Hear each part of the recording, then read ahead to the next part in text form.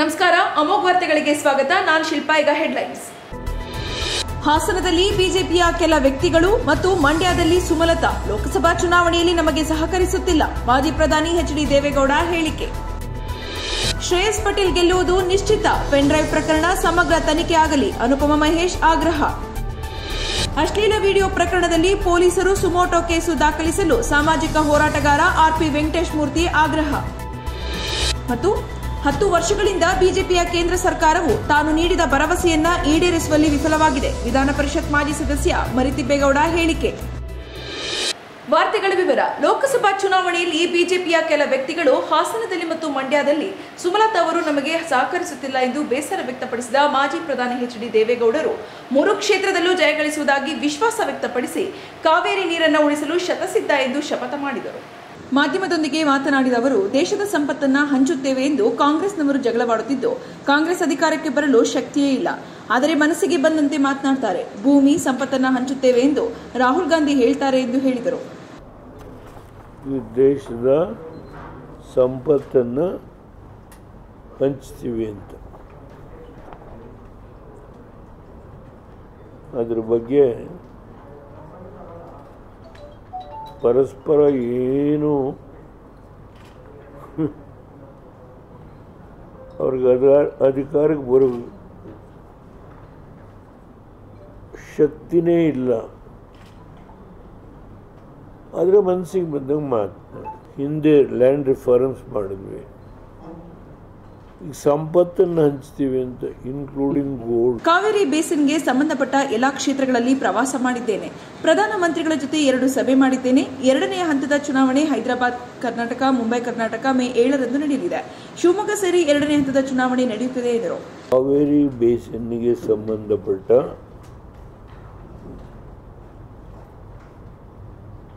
ಎಲ್ಲ ಕ್ಷೇತ್ರಗಳಲ್ಲಿ ಪ್ರವಾಸ ಮಾಡಿದ್ದೇನೆ. ಪ್ರಧಾನಮಂತ್ರಿಗಳ ಜೊತೆ 2 ಸಭೆ ಮಾಡಿದ್ದೇನೆ. ಒಂದು ಚಿಕ್ಕಬಳ್ಳಾಪುರದಲ್ಲಿ, ಇನ್ನೊಂದು ಮೈಸೂರು. 2ನೇ ಹಂತದ ಚುನಾವಣೆ ಹೈದರಾಬಾದ್ ಕರ್ನಾಟಕ, ಬಾಂಬೆ ಕರ್ನಾಟಕ. 2ನೇ ಹಂತದ ಚುನಾವಣೆ 7ನೇ ತಾರೀಕು ಮೇ. ಶಿವಮೊಗ್ಗನೂ ಸೇರಿದಂತೆ 2ನೇ ಹಂತದ ಚುನಾವಣೆ ಇದೆ. ನಾನು ಇನ್ನೂ ಅಲ್ಲಿಗೆ ಹೋಗಿಲ್ಲ. ಹಾಸನದಲ್ಲಿ ಬಿಜೆಪಿಯ ಒಬ್ಬರು ವಿರೋಧ ಮಾಡ್ತಾರೆ ಅಂತ ನೀವು ಕೇಳಬಹುದು. ನಾನೇ ಹೇಳ್ತೀನಿ, ಇವತ್ತು ಕಾವೇರಿ ಬೇಸಿನಲ್ಲಿ ಎಲ್ಲಾ ಕ್ಷೇತ್ರಗಳನ್ನ ಗೆಲ್ಲುವ ಸಾಧ್ಯತೆ ಇದೆ. ಬಿಜೆಪಿಯ ಕೆಲವು ವ್ಯಕ್ತಿಗಳು ಹಾಸನದಲ್ಲಿ ಕೋಪರೇಟ್ ಮಾಡ್ತಿಲ್ಲ. ಮಂಡ್ಯದಲ್ಲಿ ಸುಮಲತಾ ಕುಮಾರಸ್ವಾಮಿಗೆ ಕೋಪರೇಟ್ ಮಾಡ್ತಿಲ್ಲ ಎಂದು ಹೇಳಿದರು. ಕೆಲವು ಕಡೆ ನೀವು ಕೇಳಬಹುದು, ಹಾಸನದಲ್ಲಿ ಭಾರತೀಯ ಜನತಾ ಪಾರ್ಟಿ ಕೆಲವರು ವಿರೋಧ ಮಾಡ್ತಾರೆ. ನೀವು ಕೇಳಬಹುದು, ನನಗೆ ಅದಕ್ಕೆ ನಾನೇ ಹೇಳ್ತೀನಿ,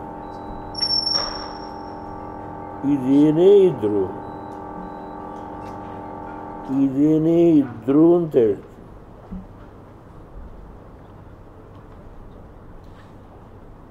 ಇವತ್ತು ಕಾವೇರಿ ಬೇಸಿನ್ನಲ್ಲಿ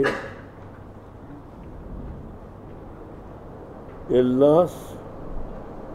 ಸ್ಥಾನಗಳನ್ನು ಗೆಲ್ಲುವ ಸಾಧ್ಯತೆ ಇದೆ. Not all. ಕೆಲವು ವ್ಯಕ್ತಿಗಳು ಭಾರತೀಯ ಜನತಾ ಪಾರ್ಟಿ ಅವರು ಕೋಆಪರೇಟ್ ಮಾಡ್ತಾ ಇಲ್ಲ ಅಷ್ಟೇ. ನಾನು ಇದನ್ನು ಗಮನದಲ್ಲಿ ಇಟ್ಕೊಂಡೇ ಹೇಳಿದ್ದೇನೆ. ಕಾವೇರಿ ಬೇಸಿನ್ನ ಎಲ್ಲ ಸ್ಥಾನಗಳನ್ನು ಗೆಲ್ಲಲಿಕ್ಕೆ ಸಾಧ್ಯ. ಈಗ ಮಂಡ್ಯದಲ್ಲಿ ಸುಮಲತಾ ಅವರು ಕುಮಾರಸ್ವಾಮಿಗೆ ಕೋಆಪರೇಟ್ ಮಾಡಿಲ್ಲ.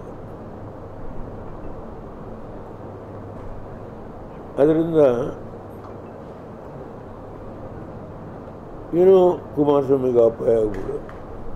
ಹಾಗೇನು ಇದೇ ವೇಳೆ ಹೂಡ ಮಾಜಿ ಅಧ್ಯಕ್ಷ ಕೆಎಂ ರಾಜೇಗೌಡ, ಮಾಜಿ ಶಾಸಕ ಬಿವಿ ಕರಿಗೌಡ, ಒಕ್ಕಲಿಗರ ಸಂಘದ ರಾಜ್ಯ ನಿರ್ದೇಶಕ ಸುಮುಖರಗು, ಒಕ್ಕಲಿಗರ ಸಂಘದ ಅಧ್ಯಕ್ಷ ಪೂರ್ಣಚಂದ್ರ ತೇಜಸ್ವಿ ಉಪಸ್ಥಿತರಿದ್ದರು. ಈಗಾಗಲೇ ಎಲ್ಲಾ ಕಡೆ ಮಾತಾಗಿರುವ ಪೆನ್ ಡ್ರೈವ್ ಪ್ರಕರಣಕ್ಕೆ ಸಂಬಂಧಿಸಿದಂತೆ ಸಮಗ್ರ ತನಿಖೆ ಆಗಬೇಕಾಗಿದೆ.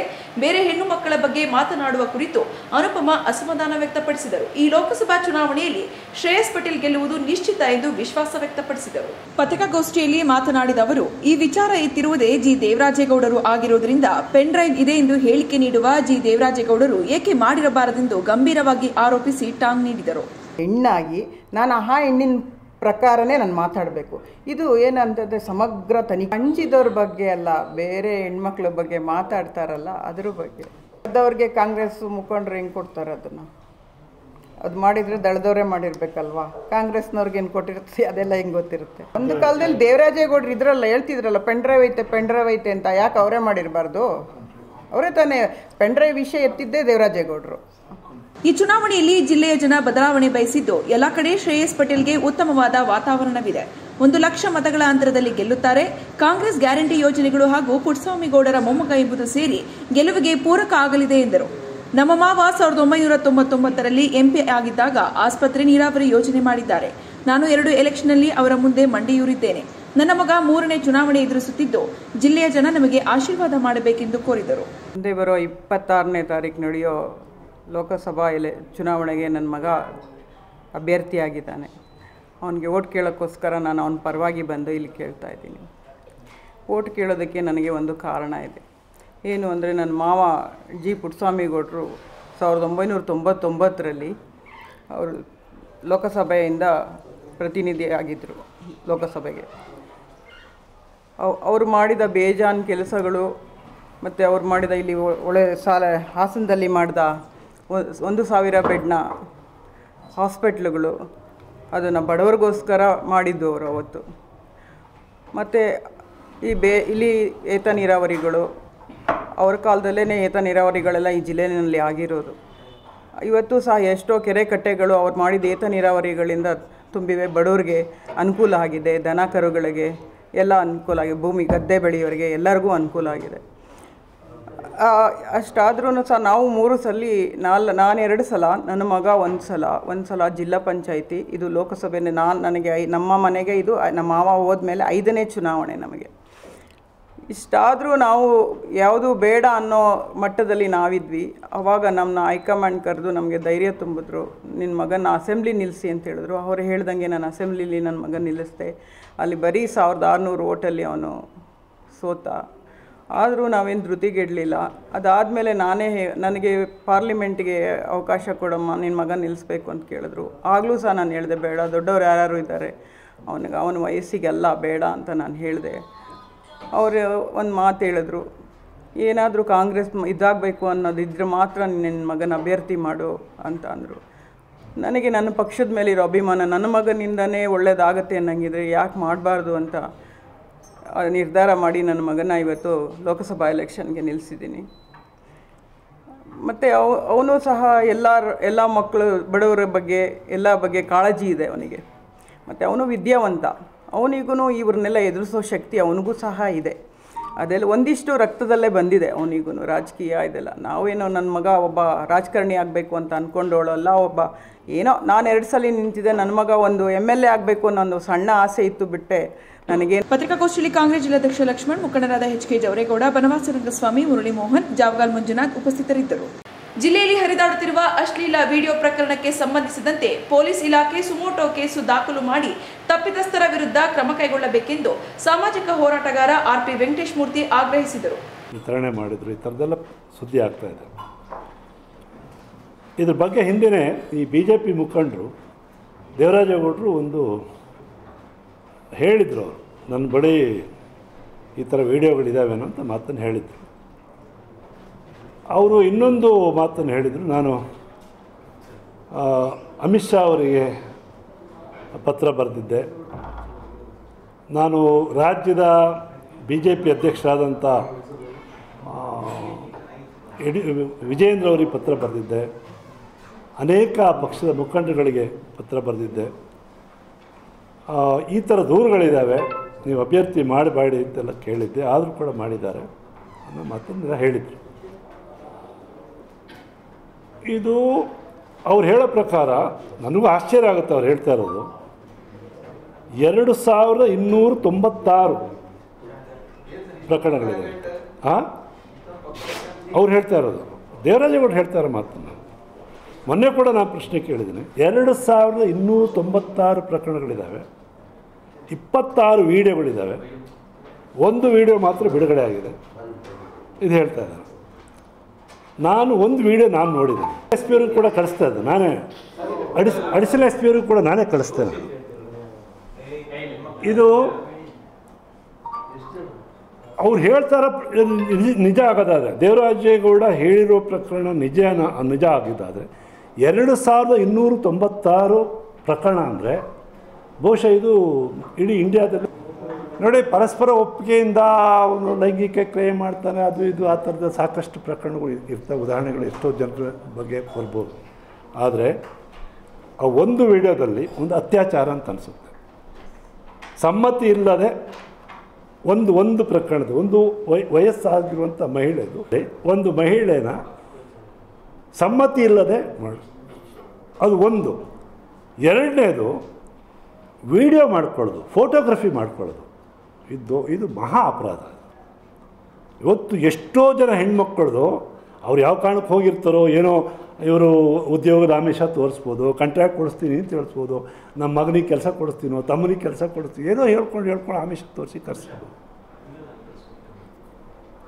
ವಿಡಿಯೋ ಮಾಡಿಕೊಂಡು ಬಿಡೋದು ಇದೆಯಲ್ಲ, ಇದು ಗಂಭೀರವಾದಂಥ ಅಪರಾಧ. ಇದು ಸಾವಿರಾರು ಹೆಣ್ಮಕ್ಳ ಕುಟುಂಬವನ್ನು ನಾಶ ಮಾಡುವಂಥ ಕೆಲಸ. ಈ ಪ್ರಕರಣ ಇದ್ರ ಬಗ್ಗೆ ಗಂಭೀರವಾದಂಥ ತನಿಖೆ ನಡೀಬೇಕು. ಸುಮೋಟೋ ಪ್ರಕರಣಕ್ಕೆ ಏನೋ ಒಂದು ಮಹಿಳೆ ಯಾರೋ ಹೇಳಿಕೆ ಕೂಡ ಇಲ್ಲ, ನೂರಾರು ಜನ ಪ್ರಕರಣ ಇರೋದರಿಂದ ಇದನ್ನು ಗಂಭೀರವಾಗಿ ಪರಿಗಣನೆ ಮಾಡಬೇಕು. ಈ ಪ್ರಕರಣದಲ್ಲಿ ಯಾರು ಅಪರಾಧಿ ಅನ್ನೋದನ್ನು ಪತ್ತೆ ನಾನು ಯಾರು. ಕಳೆದ 10 ವರ್ಷಗಳಿಂದ ಬಿಜೆಪಿಯ ಕೇಂದ್ರ ಸರ್ಕಾರವು ತಾನು ನೀಡಿದ ಭರವಸೆಯನ್ನ ಇದುವರೆಗೂ ಒಂದನ್ನು ಈಡೇರಿಸುವಲ್ಲಿ ವಿಫಲವಾಗಿದ್ದು, ಈ ಬಾರಿ ಕಾಂಗ್ರೆಸ್ ಪಕ್ಷಕ್ಕೆ ಹೆಚ್ಚಿನ ಒಲವಿದ್ದು ಪಕ್ಷದ ಅಭ್ಯರ್ಥಿ ಶ್ರೇಯಸ್ ಪಟೇಲ್ ಅವರಿಗೆ ಮತ ನೀಡಿ ಸೇವೆಗೆ ಅವಕಾಶ ಕಲ್ಪಿಸುವಂತೆ ವಿಧಾನ ಪರಿಷತ್ ಮಾಜಿ ಸದಸ್ಯ ಮರಿತಿಬ್ಬೇಗೌಡ ಮನವಿ ಮಾಡಿದರು. ಪತ್ರಿಕಾಗೋಷ್ಠಿಯಲ್ಲಿ ಮಾತನಾಡಿದ ಅವರು 2024 ಏಪ್ರಿಲ್ 26ರಂದು ನಡೆಯಲಿರುವ ಹಾಸನ ಲೋಕಸಭಾ ಕ್ಷೇತ್ರದ ಕಾಂಗ್ರೆಸ್ ಅಭ್ಯರ್ಥಿ ಶ್ರೇಯಸ್ ಪಟೇಲ್ ಅವರ ಪರವಾಗಿ ಮತದಾರ ಬಂಧುಗಳಲ್ಲಿ ಮನವಿ.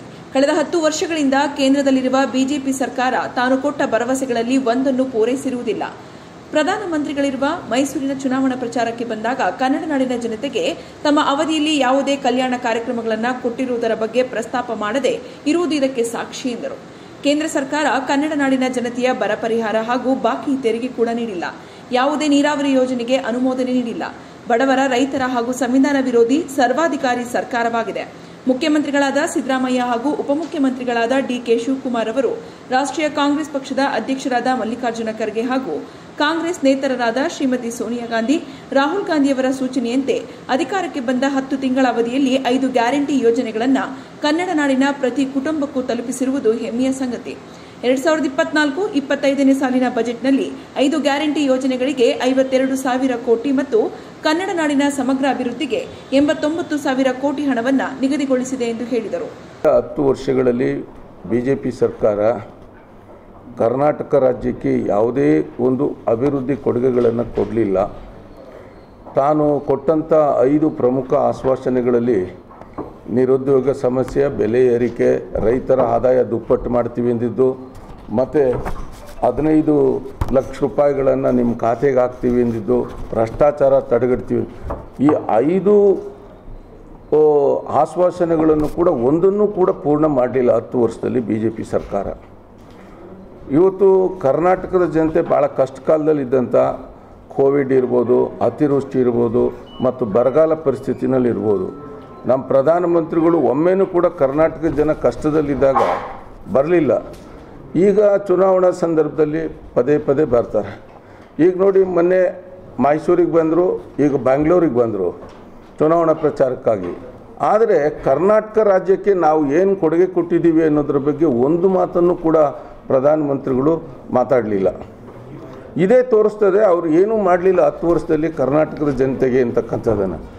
ಇವತ್ತು ಬರ ಪರಿಹಾರದ ಹಣವನ್ನು ಕೇಳಿದರೆ ಇವತ್ತು ಭಾಳ ದ್ವೇಷ ಸಾಧನೆ ಮಾಡಿಕೊಂಡು ಬರ ಪರಿಹಾರದ ಹಣವನ್ನು 5 ತಿಂಗಳಿಂದ ಕೊಡಲಿಲ್ಲ.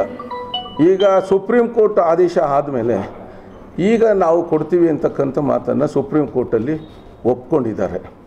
ಈಗೇನೆ ಬಾಕಿ ತೆರಿಗೆನೂ ಕೂಡ ಅವರು ಕೊಡಲಿಕ್ಕಾಗ್ತಾ ಇಲ್ಲ. ಇದರಿಂದ ಇವತ್ತು ಕರ್ನಾಟಕ ರಾಜ್ಯದಲ್ಲಿ ಕೆಲವು ಅಭಿವೃದ್ಧಿ ಕಾರ್ಯಕ್ರಮಗಳಿಗೆ ಭಾಳ ತೊಂದರೆ ಆಗಿದೆ.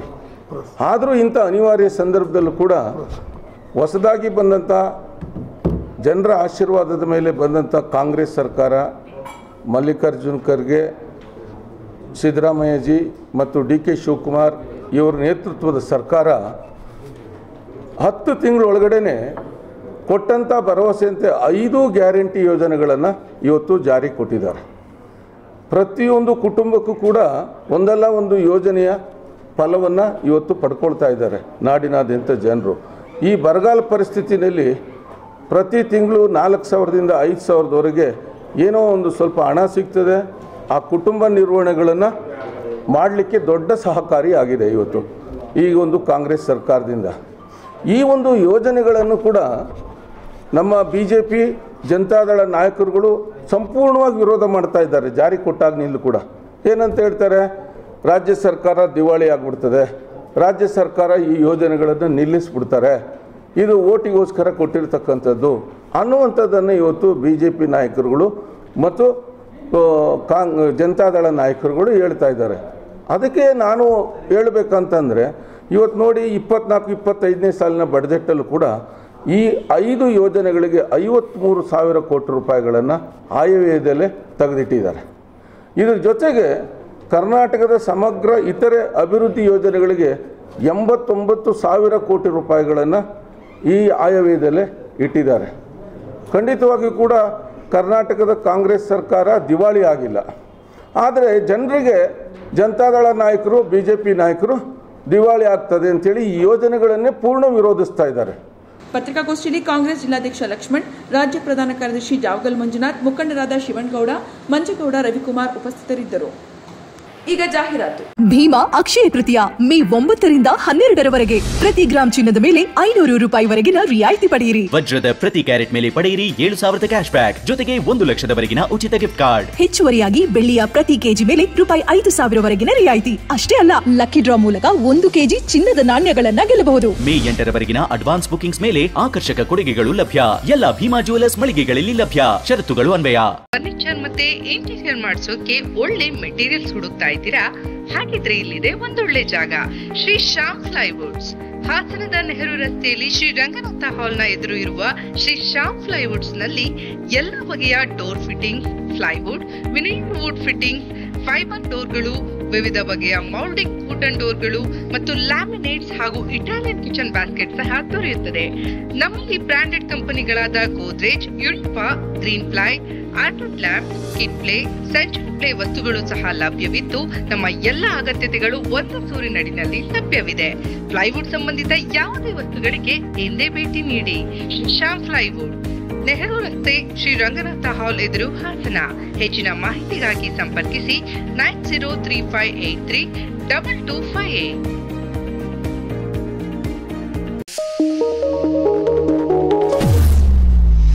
ವಿಸ್ತಾರ ಅಕಾಡೆಮಿ ನಿಮ್ಮ ಮಕ್ಕಳಿಗೆ ಅವರ ಕನಸನ್ನ ನನಸಾಗಿಸಲು ಇದೊಂದು ಸುವರ್ಣಾವಕಾಶ. ನಿಮ್ಮ ಮಗುವನ್ನ ಶಾಲಾ ಹಂತದಲ್ಲಿ ವಿವಿಧ ರೀತಿಯ ಸ್ಪರ್ಧಾತ್ಮಕ ಪರೀಕ್ಷೆಗಳಿಗೆ ತರಬೇತಿ ಕೊಡಿಸಲು ಬಯಸ್ತೀರಾ?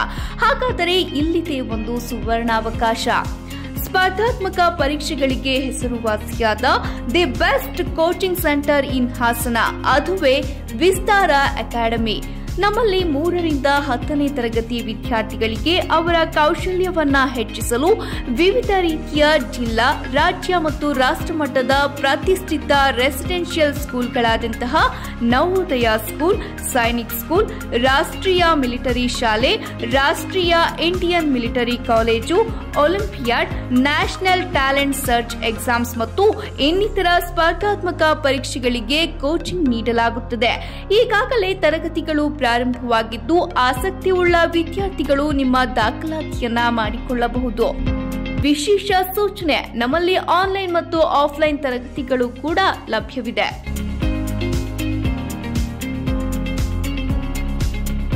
ಹೆಚ್ಚಿನ ಮಾಹಿತಿಗಾಗಿ ಸಂಪರ್ಕಿಸಿ Vistara academy, Buddhamarga, Vidyanagar, Hassan. Parvati enterprises, opposite mission hospital, RC road, Hassan. ವಿವಿಧ ಮಾದರಿಯ ಅತ್ಯಾಧುನಿಕ ಎಲೆಕ್ಟ್ರಾನಿಕ್ ಗೃಹ ಬಳಕೆ ವಸ್ತುಗಳ ಎಕ್ಸ್ಕ್ಲೂಸಿವ್ ಶೋರೂಮ್.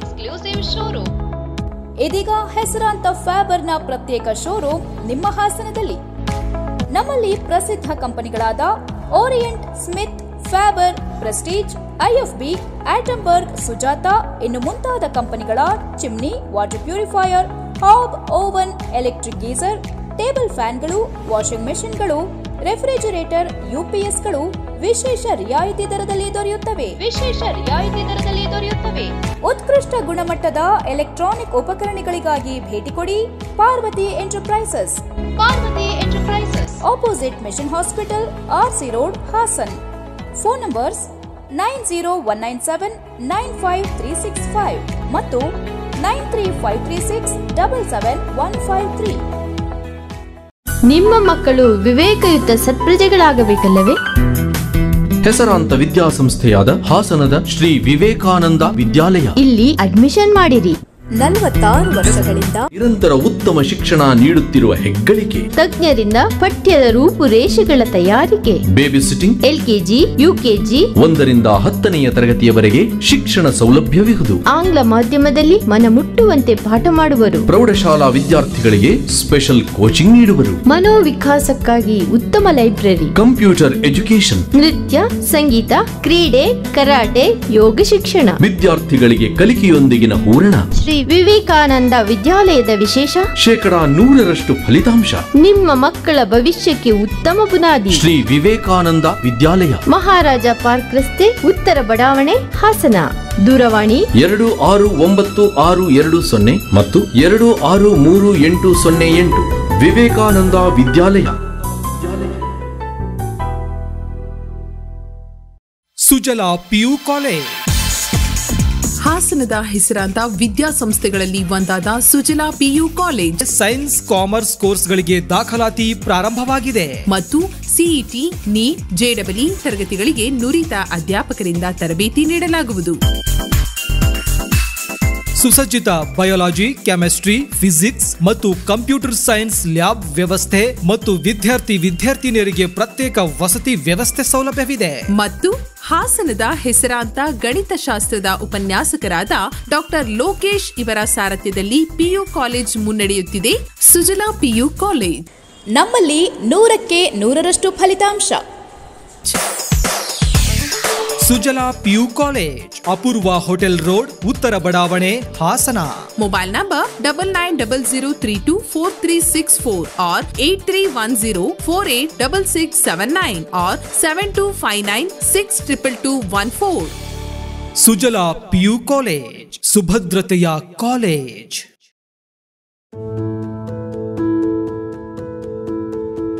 ನೀವು ನಿಮ್ಮ ಚಿನ್ನವನ್ನು ಪ್ರಸ್ತುತ ದರದಲ್ಲಿ ಮಾರಾಟ ಮಾಡಬೇಕೇ? ನೀವು ನಿಮ್ಮ ಗಿರವಿ ಇಟ್ಟಿರುವ ಚಿನ್ನವನ್ನು ಬಿಡಿಸಲು ಹಣ ಬೇಕೇ? ಹಿಂದೆ ಕರೆ ಮಾಡಿ ಸ್ಕಂದ ಗೋಲ್ಡ್ ಕಂಪನಿ 7996089960.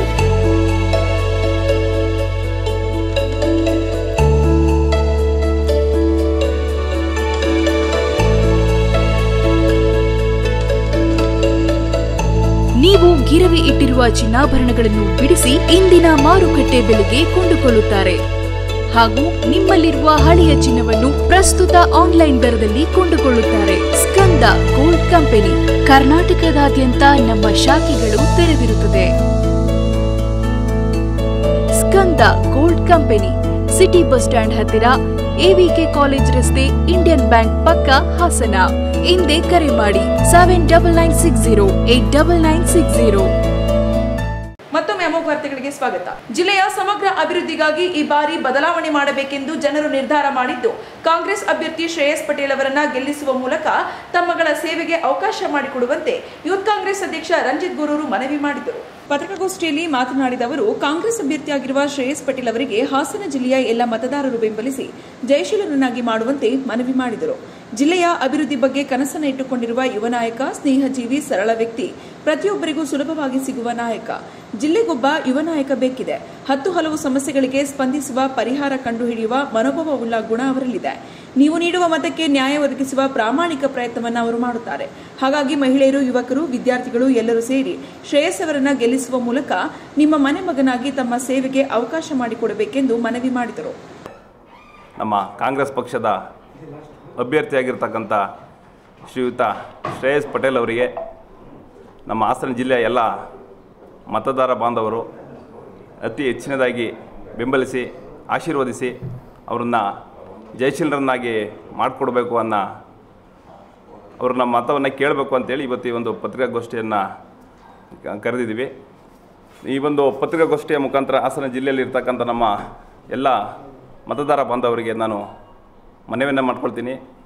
ಹಾಸನ ಜಿಲ್ಲೆಯ ಸಮಗ್ರ ಅಭಿವೃದ್ಧಿಗಾಗಿ ಈ ಬಾರಿ ಒಂದು ಬದಲಾವಣೆಯನ್ನು ಮಾಡಬೇಕು. ಜಿಲ್ಲೆಯ ಬಗ್ಗೆ ಅಪಾರವಾದಂಥ ಅಭಿವೃದ್ಧಿಯ ಕನಸನ್ನು ಇಟ್ಕೊಂಡಿರ್ತಕ್ಕಂಥ ಒಬ್ಬ ಯುವ ನಾಯಕ, ಸ್ನೇಹಜೀವಿ, ಸರಳ ವ್ಯಕ್ತಿತ್ವದ, ಎಲ್ಲರಿಗೂ ಸುಲಭವಾಗಿ ಸಿಗ್ತಕ್ಕಂತಹ ಒಬ್ಬ ಯುವ ನಾಯಕ ಈ ಒಂದು ಚುನಾವಣೆಯಲ್ಲಿ ಸ್ಪರ್ಧೆ ಮಾಡಿದ್ದಾರೆ. ಅವರಿಗೆ ತಮ್ಮೆಲ್ಲರ ಆಶೀರ್ವಾದ ಮತ್ತು ಮತವನ್ನು ನೀಡೋದ್ರ ಮುಖಾಂತರ ಈ ಬಾರಿ ಅವರನ್ನು ಜಯಶೀಲರನ್ನಾಗಿ ಮಾಡಿ ಸಂಸದರನ್ನಾಗಿ ಮಾಡಿಕೊಡ್ಬೇಕು ಅಂತೇಳಿ ಹಾಸನ ಜಿಲ್ಲೆ ಎಲ್ಲ ಗೌರವಾನ್ವಿತ ಮತದಾರ ಬಾಂಧವರಿಗೆ ನಾನು ಕೈ ಮುಗಿದು ಪ್ರಾರ್ಥನೆಯನ್ನು ಮಾಡ್ಕೊಳ್ತೇನೆ.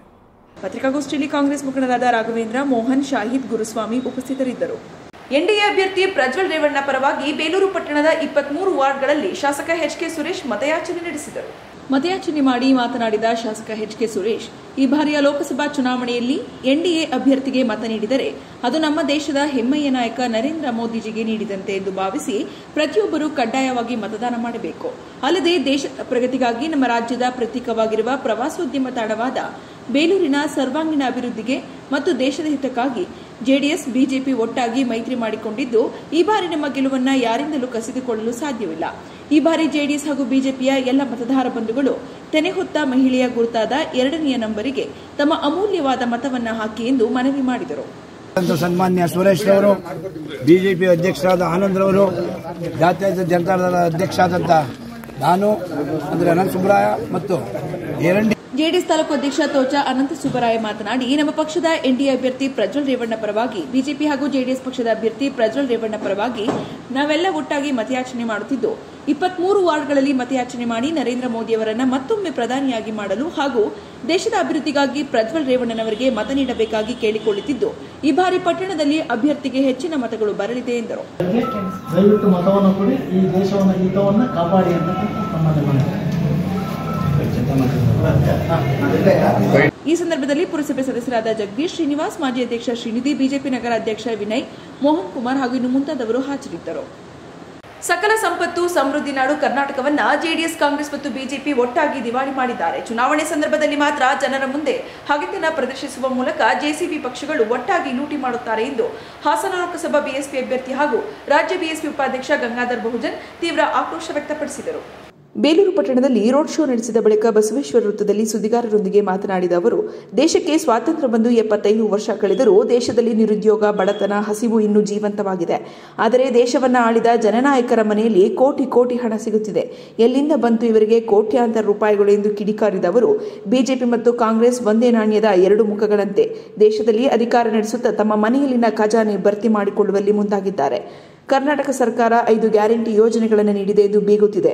ಆದರೆ ಅಂಬೇಡ್ಕರ್ ನೀಡಿದ ಸಂವಿಧಾನದ ಆಶಯದಲ್ಲಿ ಕಲ್ಯಾಣ ರಾಜ್ಯಕ್ಕೆ ಯಾವ ರೀತಿಯಲ್ಲಿ ಕಾರ್ಯಕ್ರಮ ನೀಡಬೇಕೆಂಬ ಅಂಶಗಳೇ ಇಂದಿನ ಕಾಂಗ್ರೆಸ್ ಗ್ಯಾರಂಟಿಯಾಗಿವೆ. ಹಾಸನ ಜಿಲ್ಲೆಯ ಮಲೆನಾಡಿನಲ್ಲಿ ಕಾಡಾನೆ ಸಮಸ್ಯೆಯಿಂದ 80ಕ್ಕೂ ಅಧಿಕ ಮಂದಿ ಮೃತರಾಗಿ ಕುಟುಂಬಗಳು ಬೀದಿಗೆ ಬಂದಿದ್ದು ಕಾಡಾನೆ ಸಮಸ್ಯೆಗೆ ಶಾಶ್ವತ ಪರಿಹಾರ ಕಲ್ಪಿಸಿಲ್ಲ ಎಂದರು. ಹಾಸನ ಜಿಲ್ಲೆಯಲ್ಲಿ ಪ್ರಜಾಪ್ರಭುತ್ವ ವಿರುದ್ಧ ಆಳ್ವಿಕೆಗೆ ಸಾಕ್ಷಿಯಾಗಿದೆ. ಕೇವಲ 2 ಕುಟುಂಬಗಳ ಇಡೀ ಜಿಲ್ಲೆಯ ಅಧಿಕಾರವನ್ನ ತಮ್ಮ ಕಪಿಮುಷ್ಟಿಯಲ್ಲಿ ಇಟ್ಟುಕೊಂಡು ರಾಜಪ್ರಭುತ್ವದ ರೀತಿಯಲ್ಲಿ ವರ್ತನೆ ಮಾಡುತ್ತಿದ್ದಾರೆ ಎಂದು ಆಕ್ರೋಶ ಹೊರಹಾಕಿದರು. ಇವತ್ತು ನಮ್ಮ ಭಾಗದಲ್ಲಿ ಇಲ್ಲ, ಇವತ್ತಿದ್ದವರು ನಾಳೆಗೆ ಇರ್ತಾ ಇಲ್ಲ ಅಂತ ಒಂದು ಪರಿಸ್ಥಿತಿ ಇವತ್ತು ನಿರ್ಮಾಣ ಆಗಿದೆ. ಸೊ ನಾವೆಲ್ಲ ರೈತರ ಮಕ್ಕಳು, ಮಣ್ಣಿನ ಮಕ್ಕಳು ಅಂತೇಳಿ ಹೇಳ್ಕೊಂಡಂತ ಮಹಾನ್ ನಾಯಕರುಗಳು ನಿಮಗೆ MLA ಮಾಡಿದೀವಿ, MP ಮಾಡಿದೀವಿ, ಮಿನಿಸ್ಟರ್ ಆಗಿದ್ರಿ, ಚೀಫ್ ಮಿನಿಸ್ಟರ್ ಆಗಿದ್ರಿ, ಪ್ರೈಮ್ ಮಿನಿಸ್ಟರ್ ಕೂಡ ಆದ್ರಿ. ಇಡೀ ದೇಶದಲ್ಲಿ ಹಾಸನ ಕ್ಷೇತ್ರವನ್ನ ಅತ್ಯಂತ ಉನ್ನತ ಮಟ್ಟದಲ್ಲಿ ಅಭಿವೃದ್ಧಿ ಹೊಂದಿದ ಜಿಲ್ಲೆಯನ್ನಾಗಿ ಮಾಡತಕ್ಕಂಥ ಎಲ್ಲ ಅವಕಾಶಗಳು ನಿಮ್ಮಲ್ಲಿ ಇದ್ರೂ ಕೂಡ ನೀವು ಇವತ್ತು ಕೈ ಚೆಲ್ಲಿದ್ರೆ ಇವತ್ತು ರೈತರು ಬೆಳೆದಂತ ಬೆಳೆಗಳನ್ನ ಸಂಸ್ಕರಣೆ ಮಾಡಲಿಕ್ಕೆ ಒಂದು ಘಟಕಗಳನ್ನ ನೀವು ನಿರ್ಮಾಣ ಮಾಡಲಿಕ್ಕೆ ನೀವು ಸೋತಿದ್ದೀರಿ. ರೈತರು ಬೆಳೆದಂತ ಬೆಳೆಗಳಿಗೆ ಒಂದು ಸಮರ್ಪಕವಾದಂತಹ ಬೆಲೆಯನ್ನ ನಿಗದಿ ಮಾಡಲಿಕ್ಕೆ, ಅವರ ಬದುಕನ್ನು ಹಸನುಗೊಳಿಸಲಿಕ್ಕೆ ನಿಮ್ ಕೈಲಾಗಲಿಲ್ಲ. ನೀವು ಆ ವಿಚಾರದಲ್ಲಿ ಸೋತಿದ್ರಿ. ನೀವು ಯುವಕರಿಗೆ ಉದ್ಯೋಗವನ್ನ ಕೊಡ್ತಕ್ಕಂತ ಕೈಗಾರಿಕೆಗಳು ಈ ಜಿಲ್ಲೆ ಒಳಗಡೆ ಸ್ಥಾಪನೆ ಮಾಡಬೇಕಾಗಿತ್ತು. ಆದ್ರೆ ಆ ವಿಚಾರದಲ್ಲೂ ಕೂಡ ನೀವು ಸೋತಿದ್ರಿ. ಈ ಸಂದರ್ಭದಲ್ಲಿ ತಾಲೂಕು ಬಿಎಸ್ಪಿ ಅಧ್ಯಕ್ಷ ಪ್ರಕಾಶ್ ಕೆಸಗೂಡು ಸೇರಿದಂತೆ ನೂರಾರು ಪಕ್ಷದ ಕಾರ್ಯಕರ್ತರು ಪಟ್ಟಣದ ನೆಹರು ವೃತ್ತದಿಂದ ಪ್ರಮುಖ ರಸ್ತೆಯಲ್ಲಿ ರೋಡ್ ಶೋ ನಡೆಸಿದರು.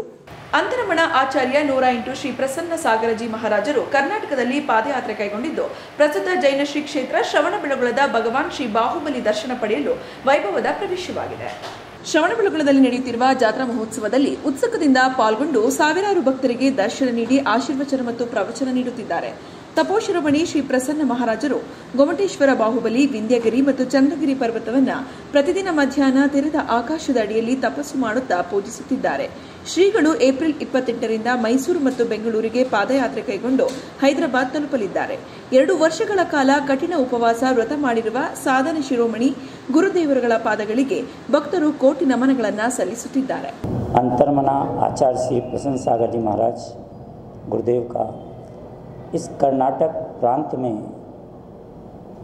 आगमन जो हुआ है, संस्कारों का शंखनाद करते हुए इस गोमटेश बाहुबली की सरजमी पर वर्तमान में यदि संत शिरोमणि आचार्य विद्यासागर जी महाराज कहलाते हैं, तो तब शिरोमणि श्रेष्ठ साधक आराधक दिगंबर जैन समाज में अंतरमना आचार्य प्रसन्न सागर जी महाराज हैं। ऐसे साधक आराधक जिन्होंने अपने वर्तमान जीवन में छोटे छोटे सूत्रों के माध्यम से न केवल लोगों के जन जागरण में कारण बन रहे हैं, लोगों को जागृत कर रहे हैं, धर्म से, संस्कारों से, अपनी संस्कृति से जोड़ रहे हैं, वहीं पर आत्म कल्याण करते हुए जैन जगत की सर्वोच्च साधना आराधना के। अभी आप सुन रहे थे उपाध्याय श्री पीयूष सागर जी महाराज साहब को, जिन्होंने अपने कम समय में अनेक ऊंचाइयों को पाया है और निश्चित रैकी की डिग्रियों में अग्रणी रहे हैं। अपनी कुल परिवार में खूब नाम रोशन किया, उद्योग जगत में खूब नाम कमाए। उसके बाद इस संन्यास के मार्ग में आए। आचार्य पुष्पदन सागर जी महाराज के शिष्य अंतरमना मुनि प्रसन्न सागर महाराज 35 वर्षों से एक लक्ष्य को लेकर चल रहे हैं। हमारे देश में गांधी जी ने डांडी यात्रा निकाली, विनोबा भावे ने पद यात्रा निकाली, आचार्य तुलसी जी ने अहिंसा यात्रा निकाली, और मैं अहिंसा संस्कार पद यात्रा के माध्यम से नगर नगर, डगर डगर, गांव गांव, पाँव पाँव पैदल चलते चलते अनेक वर्षों से एक उद्देश्य को लेकर चल रहा हूँ। जब इस यात्रा का शुभारंभ किया गुवाहाटी आसाम से, वहाँ की सीएम तरुण गोगोई जी, वहाँ के राज्यपाल अजय सिन्हा जी, उन्होंने प्रश्न पूछा कि गुरुदेव आप इस यात्रा का शुभारंभ क्यों करना चाहते हैं, इस यात्रा के पीछे उद्देश्य क्या है। तब हमने उनसे कहा था इस यात्रा का उद्देश्य नष्ट होती नैतिकता, गुम होते आदर्श, विलुप्त होती मानव सेवा, ಲುಪ್ತ ಹೋತಿ ಆಗಮ್ ಪರಂಪರಾ ಕಾ ಸಂಖನಾದ ಕರ್ನ. ಬೆಂಗಳೂರಿನಿಂದ ಬೇಲೂರು ಮಾರ್ಗವಾಗಿ ಚಿಕ್ಕಮಗಳೂರಿಗೆ ಹೋಗುತ್ತಿದ್ದ ಬಸ್ಸಿನ ಟೈರ್ನಲ್ಲಿ ಬೆಂಕಿ ಹೊತ್ತಿಕೊಂಡು ಹೊಗೆ ಕಾಣಿಸಿಕೊಂಡಿದ್ದು ರಸ್ತೆಯಲ್ಲಿ ಆತಂಕದ ವಾತಾವರಣ ನಿರ್ಮಾಣವಾಯಿತು. ರಸ್ತೆಯಲ್ಲಿ ಹೋಗುತ್ತಿದ್ದ ವಾಹನ ಸವಾರರು ಬಸ್ ನಿಲ್ಲಿಸಿ ವಿಷಯವನ್ನ ಚಾಲಕನಿಗೆ ತಿಳಿಸಿದ್ದಾರೆ. ನಂತರ ಚಾಲಕ ಸ್ಥಳೀಯರ ನೆರವಿನಿಂದ ಬೆಂಕಿಯನ್ನು ನಂದಿಸಿದ್ದಾರೆ. ಡಿಪೋ ಅಧಿಕಾರಿಗಳು ಸರಿಯಾಗಿ ಪರಿಶೀಲನೆ ಮಾಡದೆ ಬಸ್ ವ್ಯವಸ್ಥೆ ಕಲ್ಪಿಸಿದ್ದಾರೆ. ಇದು ಅವರ ಬೇಜವಾಬ್ದಾರಿ ಕೆಲಸವನ್ನ ತೋರಿಸುತ್ತದೆ ಎಂದು ಪ್ರಯಾಣಿಕರು ತಮ್ಮ ಆಕ್ರೋಶ ವ್ಯಕ್ತಪಡಿಸಿದರು. ಶ್ರವಣಬೆಳಗೊಳದ ಜೈನ ಮಠದಲ್ಲಿ 22ನೇ ತೀರ್ಥಂಕರರಾದ ಭಗವಾನ್ ಶ್ರೀ ನೇಮಿನಾಥ ತೀರ್ಥಂಕರರ ವಾರ್ಷಿಕ ಮಹಾರಥೋತ್ಸವ ವಿಜೃಂಭಣೆಯಿಂದ ನೆರವೇರಿತು. ಶ್ರೀಮಠದ ಪೀಠಾಧ್ಯಕ್ಷರಾದ ಸ್ವಸ್ತಿ ಶ್ರೀ ಅಭಿನವ ಚಾರುಕೀರ್ತಿ ಭಟ್ಟಾರಕ ಸ್ವಾಮೀಜಿಯವರ ನೇತೃತ್ವದಲ್ಲಿ ಭಂಡಾರಿ ಬಸದಿಯಲ್ಲಿ ಪೂಜಾ ವಿಧಿವಿಧಾನಗಳು ನೆರವೇರಿದವು. ನಂತರ ಭಗವಾನ್ ನೇಮಿನಾಥ ತೀರ್ಥಂಕರರ ಮೂರ್ತಿಯನ್ನ ಮೆರವಣಿಗೆ ಮೂಲಕ ಮಹಾರಥದಲ್ಲಿ ಪ್ರತಿಷ್ಠಾಪಿಸಿ ವಾರ್ಷಿಕ ರಥೋತ್ಸವಕ್ಕೆ ಚಾಲನೆ ನೀಡಲಾಯಿತು. ಜೈನ ಮಠದ ಮುಂಭಾಗದಲ್ಲಿ ಅಲಂಕರಿಸಿದ ಮಹಾರಥದಲ್ಲಿ ಉತ್ಸವ ಮೂರ್ತಿಗಳನ್ನು ಪ್ರತಿಷ್ಠಾಪಿಸಿ ನಂತರ ಶ್ರೀಗಳು ರಥಕ್ಕೆ ಪೂಜೆ ಸಲ್ಲಿಸಿ ಇಡುಗಾಯಿ ಹೊಡೆದು ಫಲಪುಷ್ಪಗಳನ್ನು ಸಮರ್ಪಿಸಿ ಚಾಲನೆ ನೀಡಿದರು. ರಥದಲ್ಲಿ ಪ್ರತಿಷ್ಠಾಪಿಸಿದ್ದ ತೀರ್ಥಂಕರರ ಮೂರ್ತಿಗೆ ಹೂವು ಹಣ್ಣು ದವನದಿಂದ ಭಕ್ತರು ಪೂಜೆ ನೆರವೇರಿಸಿ ರಥದ ಕಳಸಕ್ಕೆ ಬಾಳೆಹಣ್ಣು ದವನ ಎಸೆದು ಜಯಘೋಷ ಮಾಡುತ್ತಾ ರಥಯಾತ್ರೆಯಲ್ಲಿ ಸಾಗಿದರು. ವಿವಿಧ ಮಂಗಳವಾದ್ಯಗಳು, ಕಲಾ ತಂಡಗಳು ಮೆರುಗು ನೀಡಿದವು.